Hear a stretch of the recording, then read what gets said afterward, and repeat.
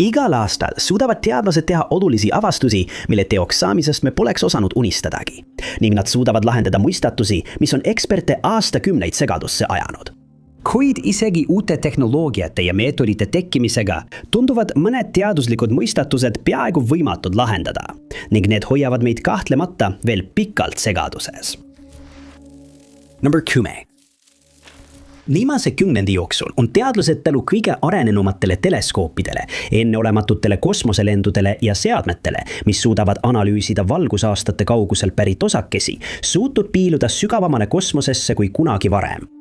Kuid üks avastus, mis tehti 2025 aastal, on jätnud eksperdid nõutuks ning neil pole aimugi, mida sellest arvata.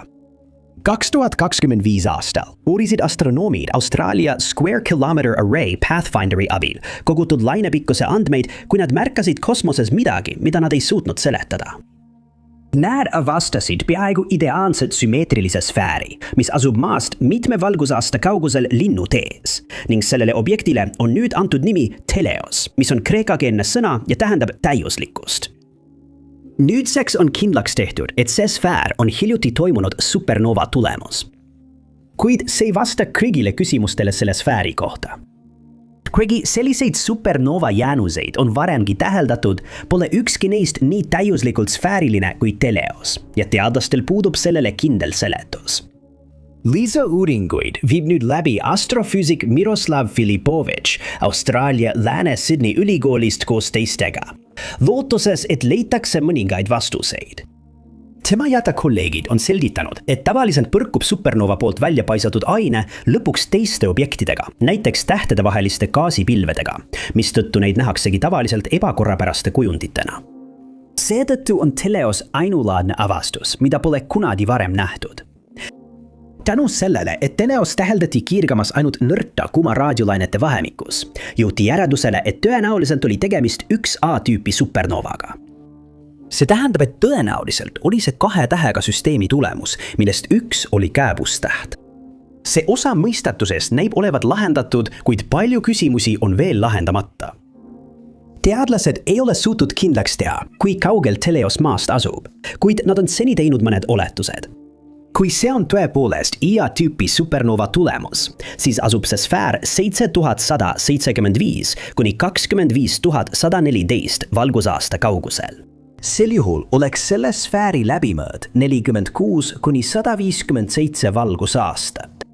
See on aidanud astronoomidel näärata Teleose ligikaudset vanust, mis on 1000 kuni 10 000 aastat. See võib tunduda suur erinevus, kuid pidage meeles, et kosmose mõistes on see suhteliselt lühike ajavahemik.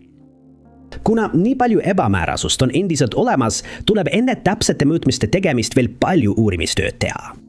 On samuti pakutud, et see sfäär võib olla IX-tüüpi supernova tulemus, mis tähendaks, et plahvatus jättis endast maha niinimetatud zombitähe jäänuse. Kui see tõesti nii on, siis Teleos asub vaid 3200 valgusaasta kaugusel ja selle läbimõõt on 11 valgusaastat.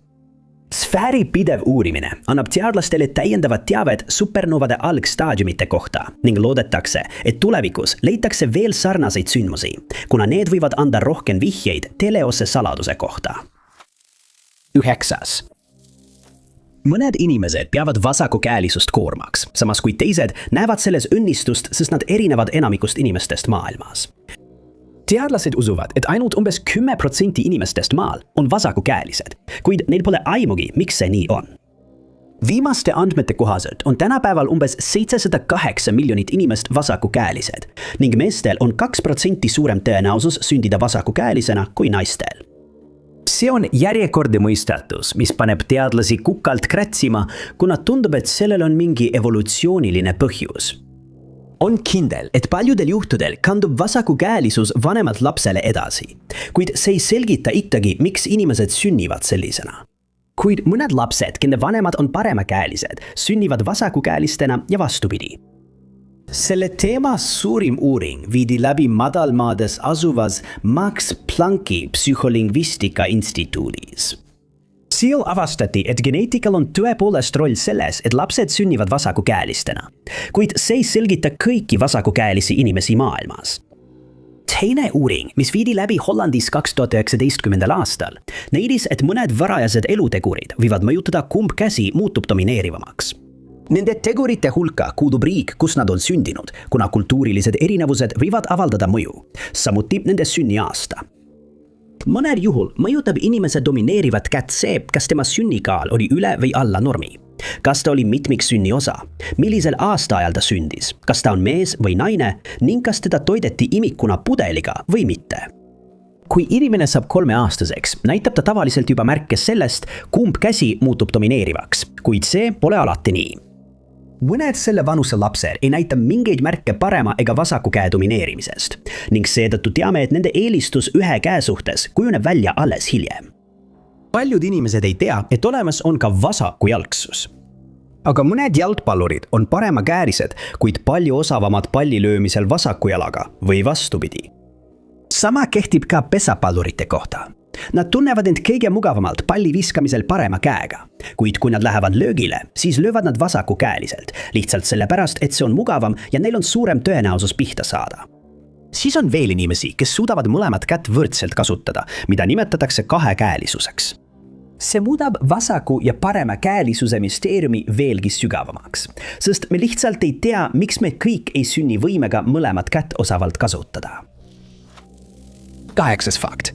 2011. aastal võtsid Inglismaal Somersetis asuva Ham Walli looduskaitseala, mida haldab kuninglik linnukaitse selts, külastajad ühendust kaitseala töötajatega, et teatada, et nad olid leidnud midagi, mida nad polnud kunagi varem näinud.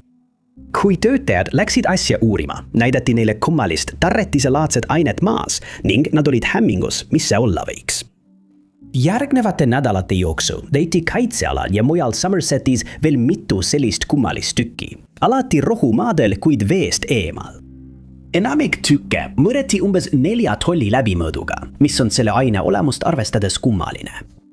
Võiks arvata, et maapinnad leiab nii suuri kui ka väikseid tükke, kuid antud juhul olid need kõik ühesuurused. Proovid koguti kokku ja reservi töötajad rääkisid mõne eksperdiga, lootes tuvastada selle salapärase aine, kuid nad ei ole suutnud leida lõplikku vastust. Mõned inimesed on arvanud, et see võib olla mingi bakteriliik, samas kui teised arvavad, et sellel võib olla maaväline selgitus. On ka pakutud, et see tarretis võis olla konnade ja kärnkonnade poolt välja oksendatud, kuid kõik need teooriad on endiselt oletuslikud, sest keegi ei tea täpselt, mis see salapärane aine on. Sarnaseid tarretise-laadseid tükke on aastate jooksul leitud erinevates maailma paikades ja iga kord on see tekitanud elevust, sest keegi pole suutnud seda seletada. 2009 ja 2011 aastal leiti sarnaseid aineid vastavalt Šotimaa ja Inglismaal. Tükid leiti inimeste aedades, parkides, puhkealadel ja isegi mänguväljakutel ning keegi ei suutnud pakkuda usutavat seletust. Mõned inimesed kirjeldavad neid kummalisi tükke leidmise ajal elusatena, mis võib toetada teooriat, et tegemist on bakterivormiga.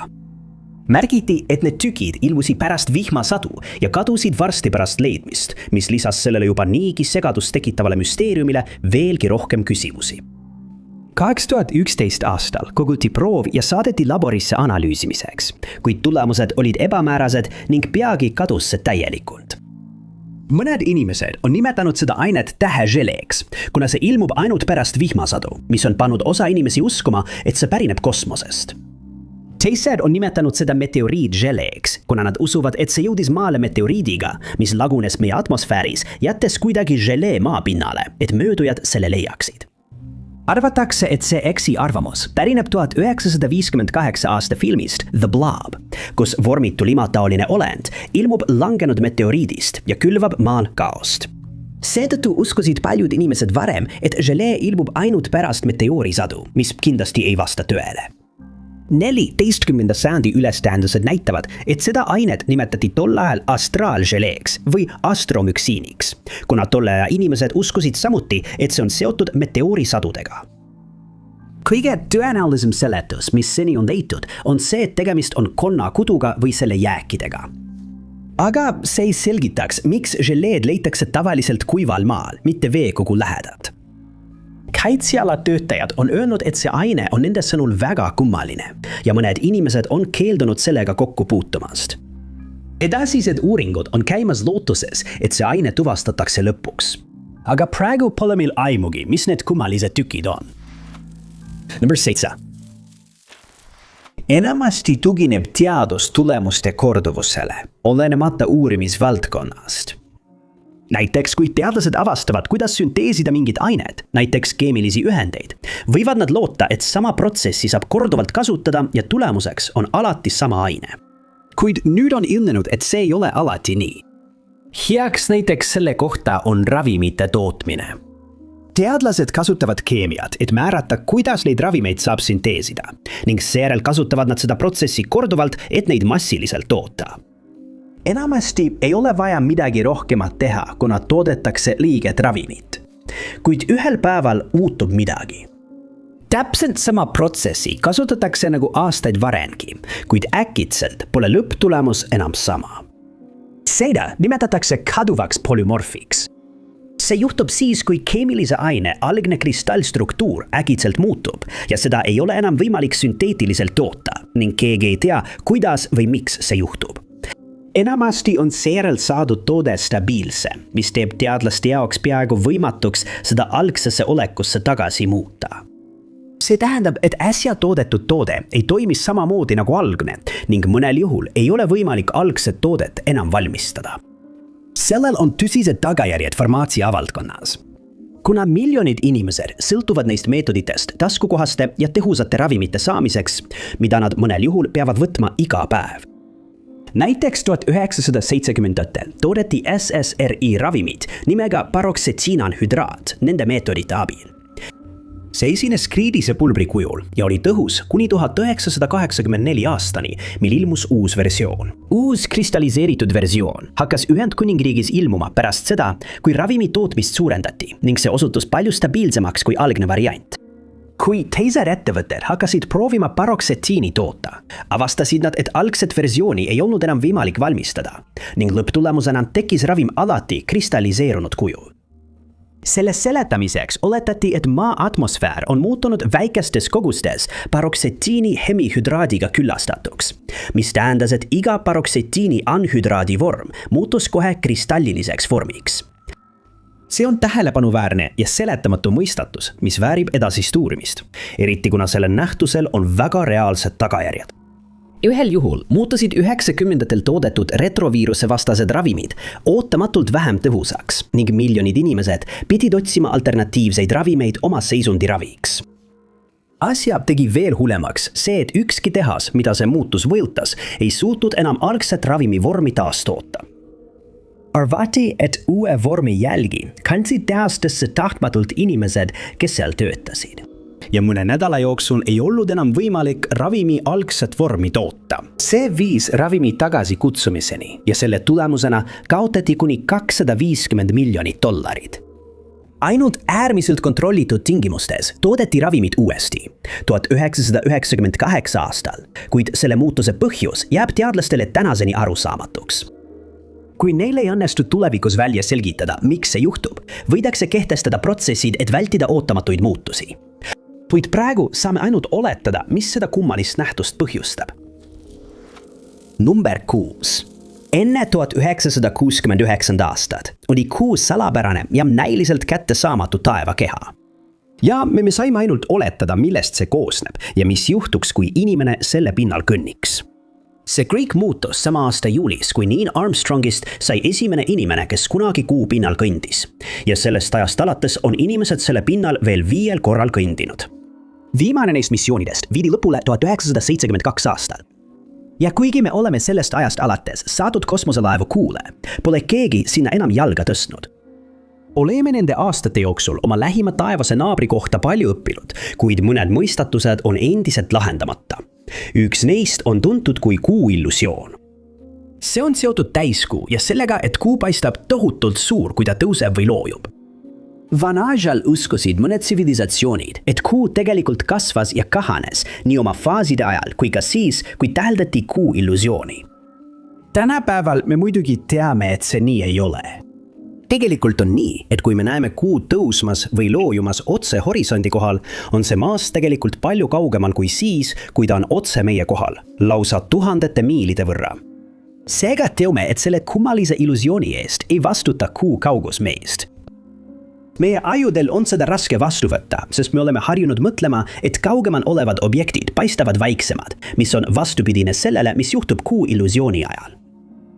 Asja teeb veel hullemaks see, et meie ajud lähevad segadusse, kuna suur kuu on täiesti fookuses, samal ajal kui hooned ja muud objektid maa horisondil on udused ja fookusest väljas, mis on ebaloogiline.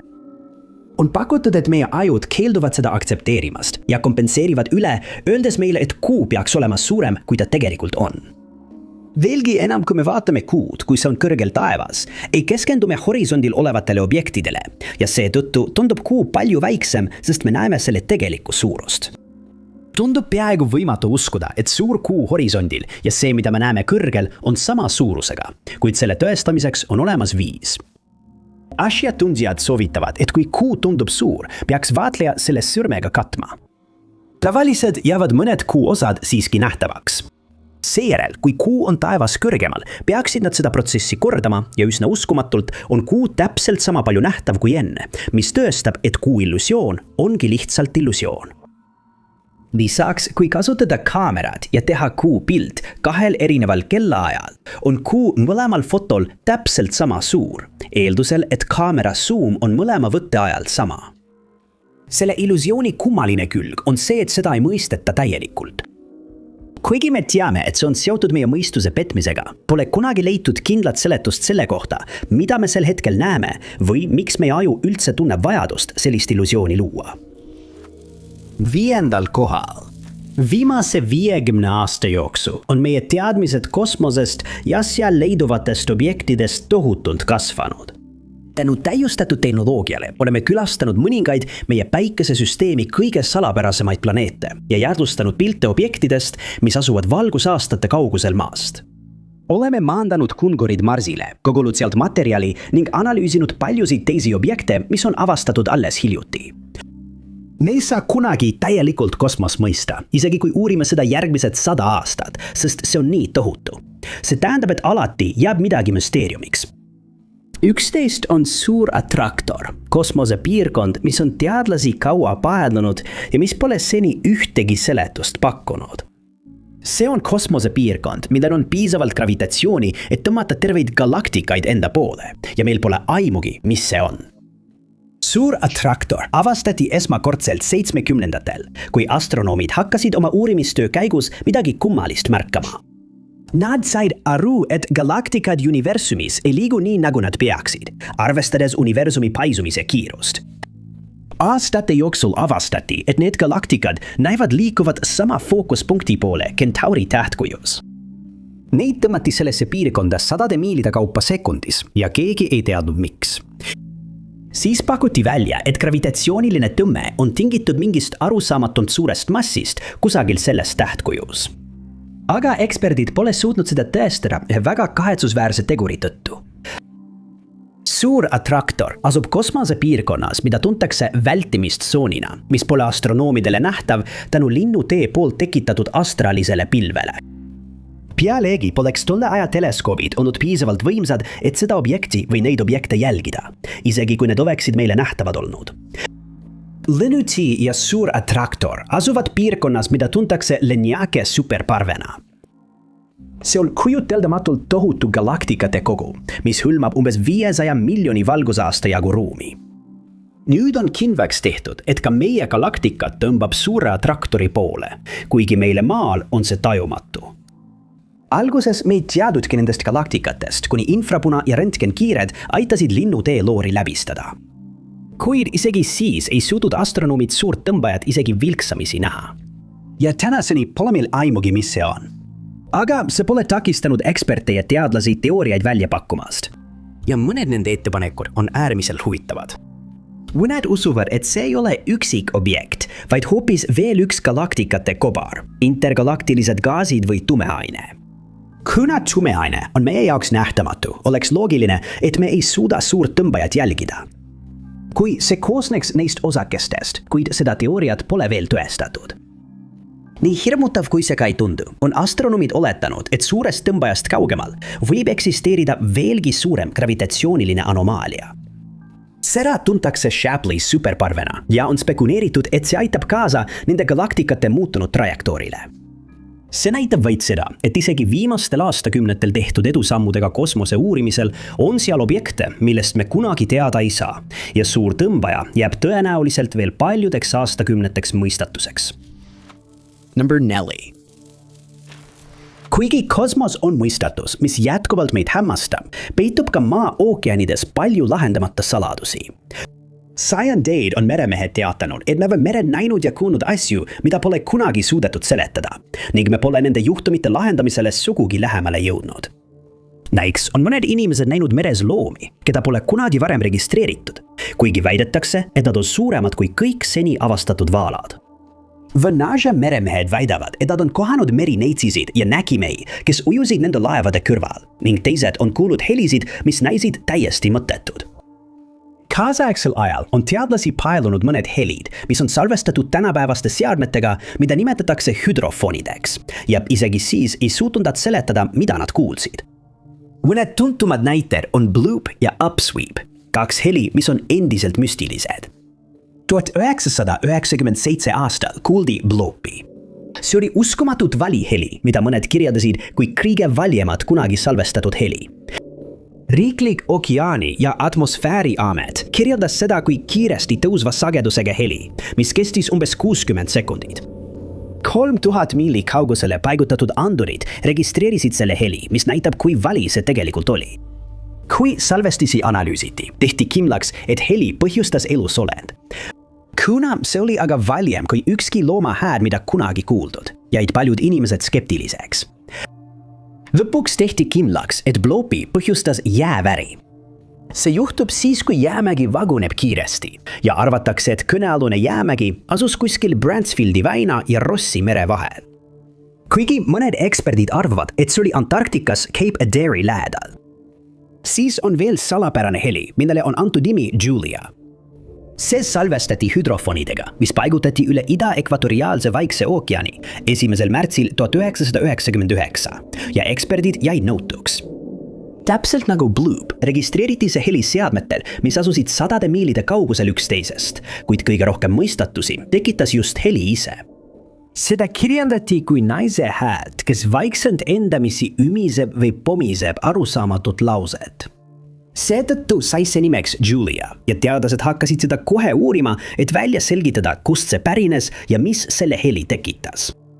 Heli täpset päritolu kohta ei suudetud kindlaks teha ning parim, mida nad suutsid, oli selle võimaliku asukohta täpsemalt piiritleda. Kahjuks on see kitsendatud ala, tohutu ja kummalisel kombel tuli heli umbes samast piirkonnast nagu bloop. Asjatundjad hindasid, et see pärines Bransfieldi väina ja Adairi neeme vahel Ida-Antarktika lähedal ning pakuti välja mitmeid teooriaid. Kuna müra oli äärmiselt vali, jäeti kõik väikesed loomad kohe kõrvale. Kuna müral puudus mehaaniline element, ei saanud selle eest vastutada ka rikkis seadmed ning peagi hakkasid levima vandenõuteooriad. Kuna see kõlas nagu naise hääl, hakkasid mõned inimesed spekuleerima, et tegemist võib olla tullukatega või et heli tekitas mõni hiiglaslik mereloom, keda me pole kunagi varem kohanud. Teised uskusid, et selle piirkonna lainete all leitakse tohutu linn ning esitasid isegi satelliidifotosid, mis näitasid vee all suurt struktuuri. Need väitsid, et tegemist on pilvelõhkujaga ja need pildid on tõendiks, et linn on olemas.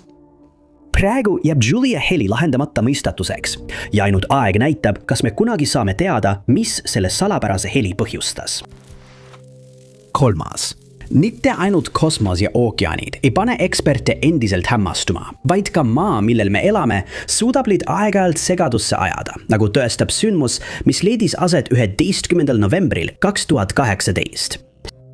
Sellel päeval umbes kell 9:30 hommikul salvestati mitmes riigis üle maailma kummaline mürin, mis näis tulevat maa seest ning teadlased asusid kiiresti uurima, mis selle põhjustas. Leiti, et see pärines umbes 15 miili kauguselt Prantsuse Mayotte saarest ning seejärel levis see Aafrika mandri suunas Madagaskari poole. Seismilisandurid registreerisid selle tegevuse Keenias, Etioopias, Sambias, Tšiilis, Uus-Meremaal, Hawaii'l ja Kanadas. Andurid, mis asusid kuni 1000 miili kaugusel, käivitati ning mõnede allikate kohaselt kestsid seismilised lained tervelt 20 minutit. Kummalisel kombel ei teatanud keegi maapinna vibratsioonist ning tegevust registreerisid ainult need andurid. Sellest hoolimata oleks see värin peaaegu märkamatuks jäänud, kui poleks olnud üht meest, amatöörmaavärina huvilist, kes märkas tol hommikul oma seadmetes tegevust. Ta ei suutnud oma silmi uskuda ja otsustas oma avastustest teada anda, postitades need oma sotsiaalmeedia kontole. Tema postitus pälvis kiiresti teadlaste, ekspertide ja teiste amatööride tähelepanu, kes asusid seda kohe uurima. Isegi enne, kui mingit infot avalikustati, hakkasid inimesed juba spekuleerima, mis võis põhjustada seismilised lained. Ja nagu arvata võib, olid mõned nende teooriad üsna jaburad. Üks kasutaja pakkus välja, et hiiglaslik merekoletis kavatseb end maailmale ilmutada, kuid tema teooriat ignoreeriti suures osas. Teised arvasid, et see võis olla tingitud suure meteoriidi maale kukkumisest või et lained olid põhjustatud tohutust veealusest vulkaanipurskest. Gorin Ekström, kes on pärit Columbia ülikoolist ja uurib ebatavalisi maavärinaid, ütles meediale, et ta pole oma elus kunagi midagi sellist näinud. Kuid ta märkis ka, et lainete allikas võib olla üsna tavaline. Peaaegu 8 aastat hiljem ei ole teadlased siiski lähemale jõudnud sellele, mis selle seismilise sündmuse põhjustas. On kindel, et see polnud tavaline maavärin, sest sellised seismilised sündmused tekitavad niinimetatud lainete jada. Kui pinged maa koores kuhjuvad, vabaneb see tohutu energiakogusena, mis kirgab allikast väljapoole. Paljudel juhtudel järgneb peavärinale järelvärinate seeria, mis registreeritakse Richteri skaalal palju nõrgemana, kuid võivad olla sama ohtlikud. Kuid see seismiline sündmus ei vastanud enamikele neist teguritest. Tavaliste maavärinate ajal liiguvad seismilised lained kobaratena küüksuunas või mööda maapinda. Selle sündmuse ajal liikusid lained tõepoolest mööda pinda, kuid selle allika lähedal ei registreeritud ühtegi maavärinat ning seetõttu pole siiani teada, mis seda põhjustas. Asjatundjaid ajas veelgi segadusse asjaolu, et need lained olid monokromaatsed, sisaldades vaid ühte tüüpi seismilist sagedust, mitte mitut, nagu tavaliselt tavalise maavärina ajal täheldatakse. Majari signaal registreeriti selge siksakina ja iga laine kordus umbes iga 17 sekundi järel. Asjatundjate kõige tõenäolisem oletus on, et sündmuse põhjustas veealune vulkaanipurse, kuid selle kohta pole leitud ühtegi tõendit ning vastused sellele mõistatusele jäävad endiselt tabamatuks. Number 2. Tähti jälgides tegid astronoomid märkimisväärse ja kummalise avastuse, kui nad jälgisid pulsarit nimega RX G0806,44123. Aga tänase video huvides nimetame seda edaspidi lihtsalt RX-iks. Pulsarid on tugevalt magnetiseeritud pöörnevad neutronid, millelt on täheldatud elektromagnetkiirguse kiirte väljumist nende magnetpoolustest, kuid RX erineb neist. Selle pulsaari poolt kiiratav valgus on infrapuna ja seda pole kunagi varem nähtud kõigi nende sajandite jooksul, mil astronoomid on taevast uurinud. See viitab sellele, et selles on omadusi, mida teistel pulsaridel ei ole, või et selle anomaalia põhjustab mõni tundmatu väline tegur. RX on üks 7 pulsarist, mida kutsutakse suurepäraseks seitsmikuks. Arvatakse, et kõik need pulsarid on palju kuumemad, kui nad peaksid olema, sest nad on väga vanad ja ei tohiks sisaldada nii palju energiat, kui nad tegelikult sisaldavad. Arvatakse, et selle pulsari kiiratav infrapunavalgus ulatub umbes 2,5 korda kaugemale sellest tähest, kui kääbusplaneedi Pluto orbiit ümber päikese. Aga meil pole endiselt aimugi, miks see toimub ja astronoomid saavad ainult oletada. Mõned on oletanud, et selle võib põhjustada pulsari ümber moodustunud rusuketas. See tolmuune materjal, mida tuntakse tagasilangusketta nime all, oleks supernova tagajärg. Alguses oleks materjal paisatud kosmosesse, kuid järgnenud aastatel moodustanud pulsari ümber ketta. Kui see tõesti nii on, peavad teadlased võib-olla ümber hindama, kuidas nad neutrontähtedest mõtlevad ja kuidas need oma eluea jooksul arenevad. Siis on veel teooria, et seda nähtus põhjustab pulsari tuule udukogu.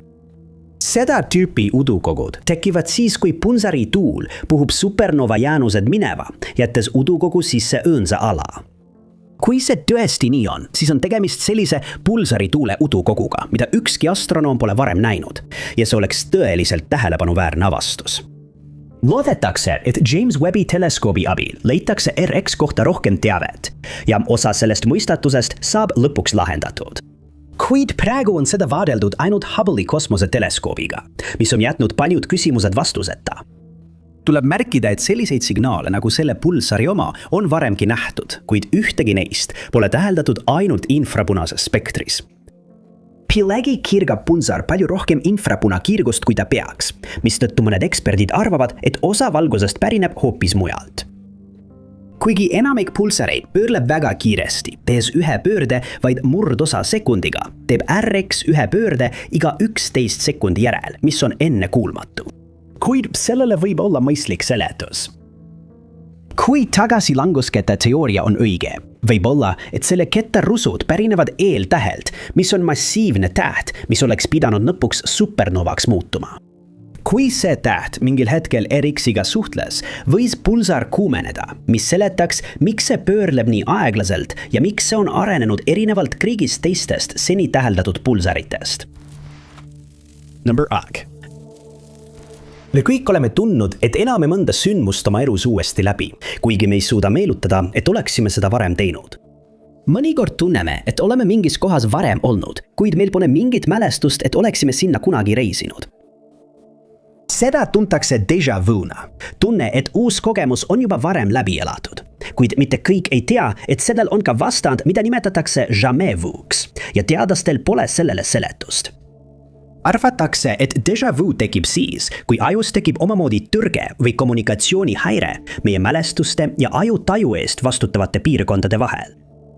Paljud inimesed, kes on seda kogenud, on öelnud, et nad olid sel ajal tugeva stressi all, üleväsinud või et selle põhjuseks oli valesti seostatud mälestus. Mõned neuroteadlased usuvad, et selle põhjuseks oli meie enda tähelepanematus. Võime näha maalilist vaadet, kuid hajume ja ei taju seda täielikult. Kui me tagasi vaatame, tundub see vaade meie ajule täiesti uus ja seetõttu arvamegi, et pole seal kunagi varem olnud. Need seletused jäävad oletuslikeks, nagu ka võimalikud seletused jamais vu kohta. See juhtub siis, kui inimene siseneb piirkonda, mis on talle väga tuttav, olles seal korduvalt käinud ja aega veetnud. Kuid neid haarab äkitselt tunne, et nad pole seal kunagi varem olnud. Kui see juhtub, võib see olla äärmiselt häiriv, sest jamais vu avaldub mitmel kujul. Mõnel juhul on inimesed vaadanud pereliiget, keda nad on terve elu tundnud, kuid äkki avastanud, et nad ei tunne teda enam ära. Teised on kuulanud armastatud muusikapala, kuid äkki tundnud, et see on neile võõras, justkui kuuleksid seda esimest korda. See võib tunduda kummaline ja ebatavaline, kuid enamik meist kogeb seda vähemalt korra oma elu jooksul. Hea näide jamaivu kohta on see, kui keegi kirjutab või trükib dokumenti. Nad võivad kasutada lihtsat sõna, näiteks võimatu, kuid äkitselt tekib kahtlus, kas nad kirjutasid selle õigesti. Mida kauem nad sõnale otsa vaatavad, seda võõramaks see muutub, kuni nad on veendunud, et on kirjutanud selle valesti, kuigi tegelikult on sõna õigesti kirjutatud. Kui nad hiljem selle juurde tagasi pöörduvad, saavad nad aru, et see oli õige, ega oska seletada, miks neil selline ebamugav eksiarvamus tekkis. Enamik neist juhtumitest kestab vaid mõne hetke või sekundi, kuid mõned inimesed on teatanud, et kogesid jamaivu mitme minuti jooksul järjest ning ütlesid, et see tekitas neis toimumise ajal väga ebamugava tunde. Teadlased ei ole siiani kindlad, mis seda põhjustab, kuid nad usuvad, et see on seotud meie mälestustega ja sellega, kuidas meie aju neid töötleb. Näiteks kui aju töötleb mingit sündmust või kohta ajal, mil meie tähelepanu on mujal, ei pruugi ta seda järgmisel korral ära tunda, kuigi oleme seda varem näinud. Aga see ei selgita, kuidas keegi võib äkitselt mitte ära tunda oma abikaasat või last või miks nad tunnevad, et pole kunagi varem omaenda majas olnud. Need on äärmuslikud näited, kuid on teada, et neid on juhtunud ja me ei tea miks. On oletatud, et see võib olla vaimse tervise probleemide, stressi või unepuuduse tagajärg, kuid need on vaid oletused ja neid pole kunagi tõestatud. Jamais vu on lihtsalt järjekordne lahendamata ajumõistatus ja me ei pruugi kunagi teada saada, mis seda põhjustab. Aitäh teile, et vaatasite! Kui see video teile meeldis, siis kindlasti vajutage meeldib nuppu. Ärge unustage ka tellida ja vajutada teavituskella, et olla kursis kõigi meie tulevaste üleslaadimistega. Minu nimi on Top 5 Unknowns ja kohtume järgmises videos.